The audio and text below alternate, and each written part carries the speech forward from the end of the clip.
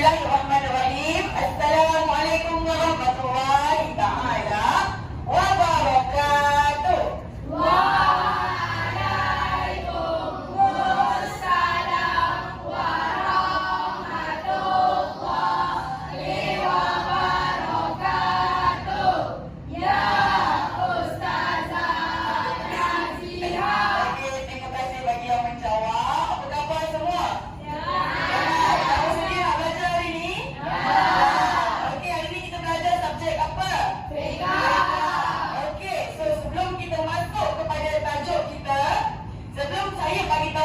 Kita nak belajar apa hari ni? Saya nak uji minda dulu, boleh tak? Boleh. Okey, so sekarang saya nak tanya awak. Awak nampak tak apa yang saya tunjuk dekat depan ni? Nampak. Apa yang awak nampak? Ada apa dekat depan ni? Kenderaan. Kenderaan. Ni kenderaan apa? Bas. Ini kenderaan apa? Ini kenderaan apa? Ni awak nampak ni apa pula? Solat. Jadi apa kaitan kenderaan-kenderaan ni dengan solat-solat kelak ni? Apa kaitan dia? Ya ke? Kita nak belajar tentang solat dalam kenderaan? Kan kita nak belajar tentang solat dekat tempat cantik ke ni? Okey, betul. Okey, boleh temukan bawah. Okey. So sekarang berdasarkan kepada set induksi yang telah saya berikan di hadapan, awak boleh dapat dan awak boleh nampak tajuk apa yang kita nak belajar pada hari ini. Betul? Okey, jadi hari ini saya akan ajar awak satu lagi topik baru dalam pelajaran darjah 5, iaitu solat dalam kenderaan. Okey, sebelum saya masuk lagi dalam perkenaan pembelajaran kita hari ini, saya nak bagi tahu awak, pasal telinga elok-elok boleh? Bagi perhatian boleh? Okey, dua objektif pembelajaran kita pada hari ini yang saya nak awak semua dapat, boleh? Okey, yang pertama, saya nak awak tahu syarat sah solat dalam kenderaan. Yang kedua, saya nak awak tahu apa? Pergerakan solat dalam kenderaan. Boleh tak dua perkara tu kita belajar sama-sama hari ini? Okey, boleh beri perhatian pada saya? Okey, so sebelum saya tutup set induksi saya nak tanya, boleh tak kalau kita tiba-tiba je nak solat dalam kenderaan? Contoh, awak balik rumah kejap lagi kan? Balik rumah kan balik petang dah kan? Tiba-tiba awak cakap dengan mak awak, nak keluar kejap. Mak saya nak pergi mana? Kita cakap, nak solat dalam kenderaan. Boleh tak macam tu? Tak boleh. Kita nak solat dalam kenderaan ke? Apa-apa ke kita perlu belajar. Kita perlu tahu apa syarat sah yang membolehkan kita solat dalam kenderaan. Sebab tu hari ini saya nak awak dapat objektif pembelajaran kita hari ini. Boleh ke semua? Boleh. Katanya boleh kita teruskan kepada sesi pembelajaran kita seterusnya? Okey.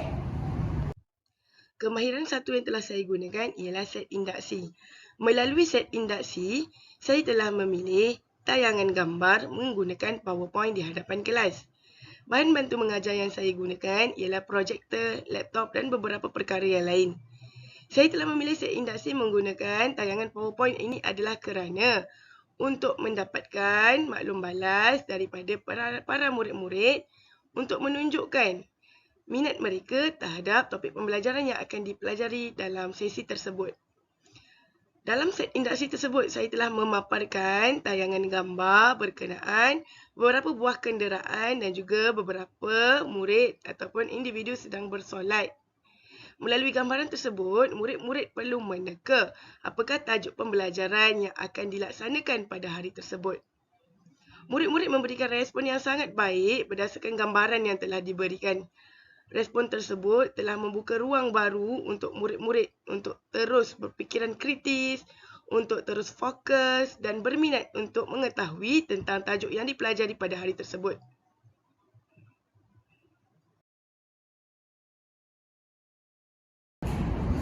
Okey, so sebelum ini kita dah belajar berkenaan solat dalam kenderaan, betul? Awak dah tahu syarat sah solat, betul? Okey, so sekarang saya nak masuk kepada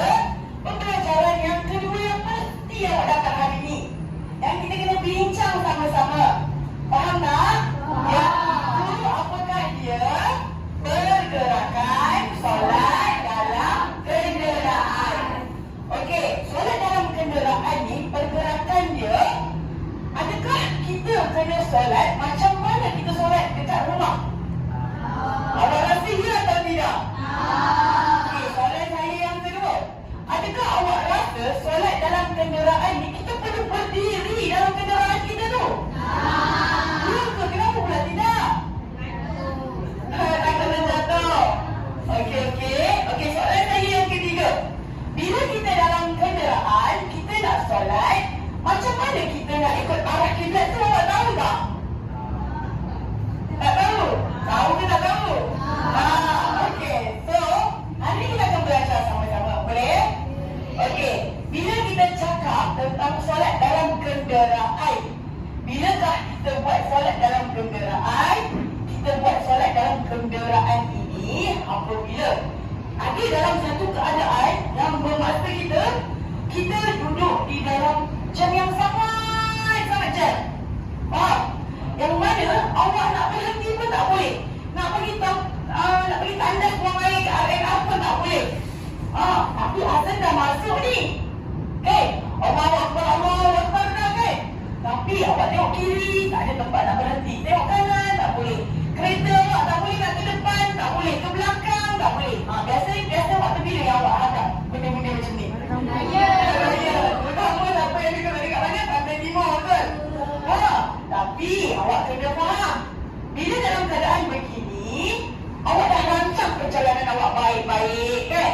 Tapi tiba-tiba benda dah nak berlaku, kita kena buat apa?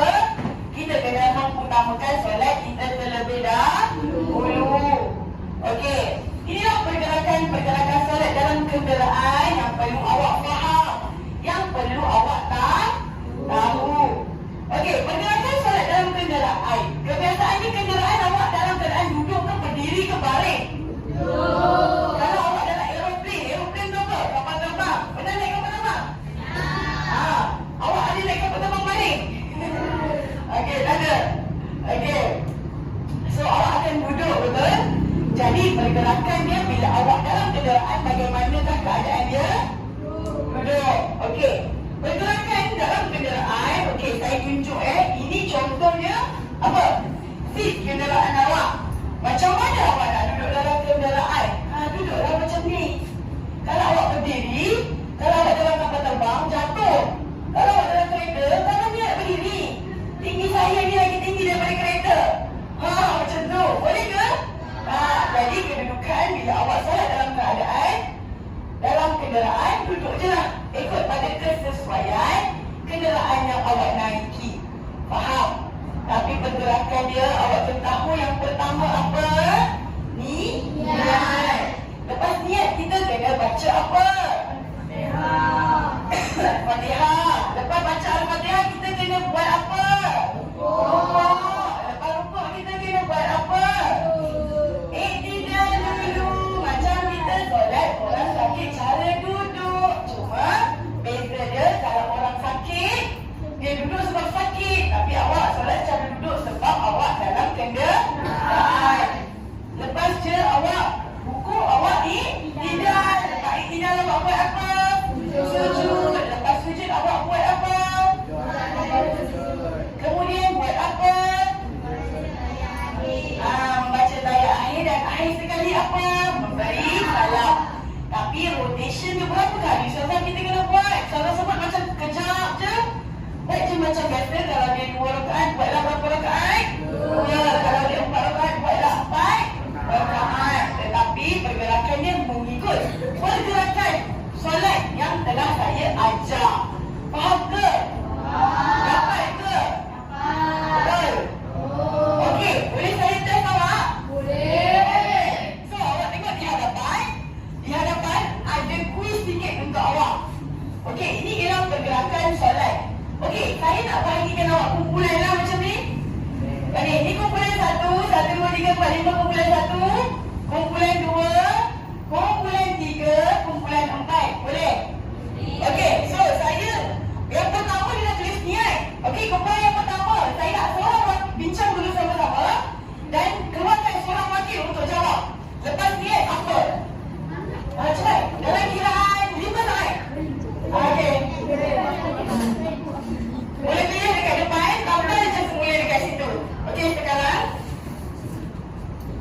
Okey. Yang mana awak pilih? Ni apa? Lepas ni apa nak cari?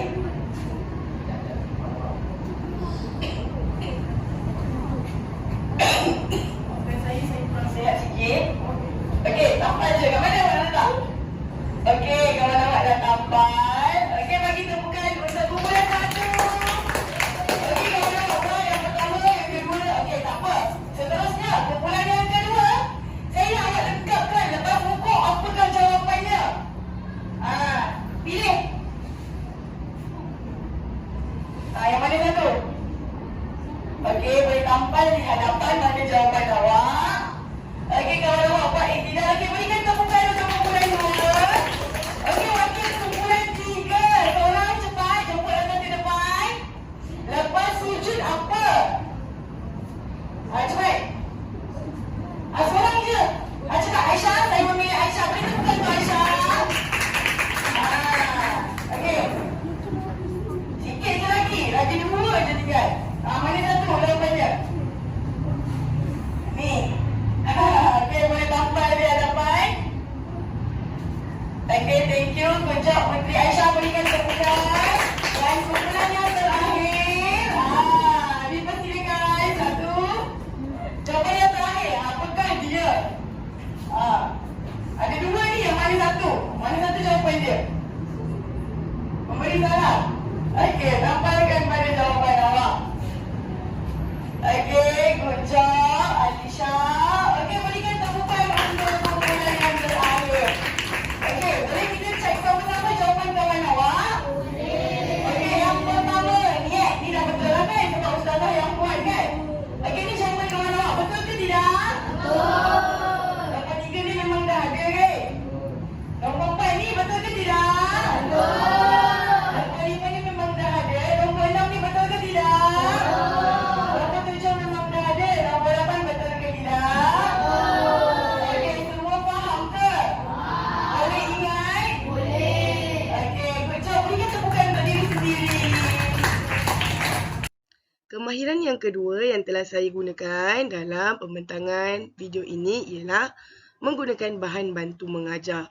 Bahan bantu mengajar yang telah saya gunakan ialah menggunakan kertas manilakat dan melaksanakan kuis bersama-sama murid-murid dalam pembentukan kumpulan. Setiap murid akan dibahagikan kepada beberapa kumpulan kecil dan mereka perlu berbincang untuk menandakan jawapan yang tepat pada sesi pembelajaran kali ini.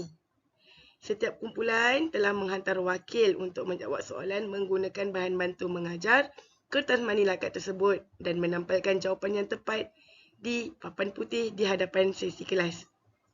Menggunakan bahan bantu mengajar ini dapat menarik minat murid-murid untuk terus fokus di dalam sesi pembelajaran dan ianya menggalakkan nilai kooperatif antara satu sama lain dalam meneruskan sesi kelas tersebut.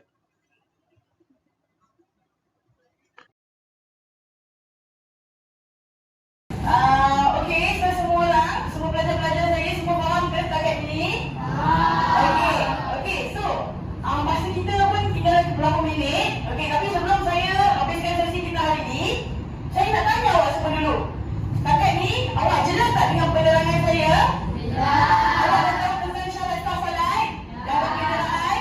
Awak dah tahu cara pergerakan solat dalam kenderaan? Okey, syarat pergerakan solat dalam kenderaan ada berapa? Berapa? 8 ke 9 ke 10? 8. Boleh bersama sama-sama tak lagi sekali? Yang pertama? Yang kedua? Yang ketiga? Yang keempat? Yang kelima? Yang keenam? Yang ketujuh? Yang ke-8? Yang ke-9? Tak ada. 8 saja. Okey, betul. Beri tepukan bagi awak. Okey. So, tadi saya rasa macam ada beberapa soalan kan yang nak tanya. Okey, siapa yang tanya? Sebelum saya tutup, boleh angkat tangan? Waktu tidak awak nak tahu. Ya, Qayyum, silakan. Pakai mic, Qayyum. Ya, saya. Jadi, kita boleh? Saya tak nampak awak mana satu. Ini Qayyum. Ya, Qayyum. Nak tahu tentang indeks kan nanti kan indeks tak tentu dalam Okey, terima kasih Aiman Koyong. Boleh tepukan. Saya suka soalan Aiman Koyong. Okey, bila kita cakap tentang solat dalam kenderaan, okey, bila kita cakap tentang solat dalam kenderaan, pergerakan kita dalam kenderaan, contohlah kalau kiblat ke arah situ, takkan kita nak bawa kereta kita arah situ, betul? Takkan kapal-kapal kita cakap dengan pilot, jangan ikut sini, kiblat saya sini, pusing sini, pusing. Oh, kita nak naik bawah tak? Jadi, diberi rukhsah keringanan bila kita solat dalam kenderaan, kita duduk je. Macam mana keadaan yang kita duduk. Faham? Cuma, pastikan syarat sah awak dipenuhi lah. Walaupun dalam tu salah satu dia menghadap kiblat kan. Tapi semampunya yang awak boleh sahaja. Contoh kalau dalam kereta, jam teruk dah ni, awak nak balik kampung, kan? Kampung Kelantan ni, dah macam ke Australia jam dia. Betul? Okay. So, saya macam mana? Kiblat saya arah situ, kampung saya belah sana. Tak apa, duduk je sekadarnya sahaja yang awak termampu. Faham? Baiklah kalau awak memang ada kesempatan untuk menghadap kiblat, kan? Tapi awak tak nak situ, ada orang saya tak suka. Boleh tak macam tu? Tak boleh. Dia jawab tak soalan saya? Jawab. Okey, lagi ada apa-apa soalan tak? Ya, saya silakan, Tiara. Nak pakai mic ke? Mic. Okey, siapa Tiara dekat sini lah? Okey, sini lah Tiara. Soalan awak apa Tiara? Saya nak dengar. Kita kena ambil duduk siap-siap ke? Okey, bagus soalan Tiara. Tepukan untuk Tiara. Okey. Dalam keadaan kita nak solat, ada 4 syarat sah yang kita dah belajar tadi. Syarat dia yang pertama mesti menghadap kiblat. Yang kedua mesti menutup solat. Yang ketiga mesti tahu masuk waktu solat. Yang keempat suci daripada hadas dan najis. Bila dia sebut suci daripada hadas dan najis, maksudnya apa? Kita kena dalam keadaan yang berwuduk. Yang suci daripada hadas najis dan juga hadas besar. Sebab tu kadang-kadang ada setengah orang, dia suka bila dia keluar rumah, dia tak dalam keadaan yang bersedia pakaiannya yang boleh bawa solat, kan? Kadang-kadang dia dah siap berwuduk siap-siap. Sebab apa? Dia takut apa-apa berlaku dalam perjalanan. Okey, ataupun kalau dalam keadaan tertentu, kalau awak tahu awak nak balik kampung, kan? Awak sediakan botol air kecil yang boleh spray-spray tu, yang biasa orang bawa pergi umrah tu. So, bila dalam keadaan macam tu, awak boleh berwuduk sekadarnya. Faham? Melepasi syarat sah yang sepatutnya awak laksanakan. Faham tak? Jelas tak? Okey, kalau jelas, bolehkah kita tamat sampai sekadar ini sahaja? Okey, terima kasih semua atas kerjasama yang sangat baik. Saya suka awak punya komitmen hari ini, terbaik. Okey, so apa nilai murni yang awak dapat dalam sesi kelas saya? Apa nilai-nilai tambahan yang awak dapat? Yang pertama apa? Ilmu yang baru, betul? Pernah buat ke sebelum ni? Pernah. Yang kedua, satu perkara nilai yang awak nampak apa? Apa dia? Kayu, silakan. Jangan tinggal solat. Yes, jangan tinggal solat. Boleh tak bukan? Kita tak boleh tinggal solat walau di mana kita berada. Sebab solat itu tiang siapa? Tiang Allah. Satu tiang robek, tumbang, boleh gerak tak yang lain? Macam rumah, ada rumah kampung boleh tengok. Rumah sekarang memang susah nak nampak tiang dia dah guna teknologi, kan? Kalau kita kat rumah kampung nampak rumah yang tiang-tiang, kan? Kalau satu tiang tak ada, boleh jadi tak? Tak boleh. Jadi kita semua wajib jaga solat. Jangan tinggal solat. Jelas? Okey, itu saja daripada saya. Assalamualaikum warahmatullahi wabarakatuh. Sebagai penutup sesi pembelajaran, saya telah menggunakan kemahiran pengukuhan dan peneguhan bagi menguatkan lagi pemahaman mereka terhadap topik pembelajaran yang telah mereka pelajari pada hari tersebut. Melalui pengukuhan dan peneguhan, dapat melihat sejauh mana pemahaman mereka terhadap pembelajaran pada hari tersebut. Dalam pengukuhan dan peneguhan yang telah saya laksanakan, menunjukkan sikap positif mereka memahami apa yang ditanya dan memberikan jawapan yang sepatutnya seperti yang telah mereka pelajari. Saya telah memberi komen yang membina kepada mereka dan memberi tepukan yang gemuruh untuk seluruh sesi kelas kerana memberi kerjasama yang sangat baik sepanjang sesi pembelajaran dilaksanakan. Itu saja daripada saya. Assalamualaikum warahmatullahi taala wabarakatuh.